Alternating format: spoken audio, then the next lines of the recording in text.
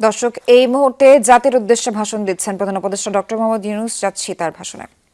প্রবীণ সবাইকে আমার সালাম জানাচ্ছি। আসসালামু আলাইকুম। গত বছর আগস্ট মাসে জুলাই গণ অভ্যুত্থানের শক্তি বলে আমরা অন্তর্বর্তী সরকার গঠন করেছিলাম। এরপর আমরা এখন আমাদের মেয়াদে একটি অত্যন্ত গুরুত্বপূর্ণ সন্ধিক্ষণে উপনীত হয়েছি।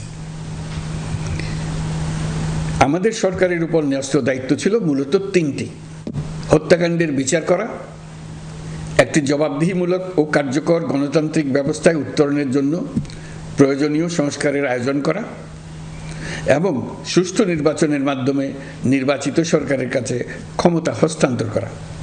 আমরা জুলাই গণ অভ্যুত্থানকালে তৎকালীন ফ্যাসিস্ট সরকারের নির্দেশে সংগঠিত হত্যাকাণ্ডের বিচার কাজ এগিয়ে নিয়ে যাচ্ছি। এই বিচার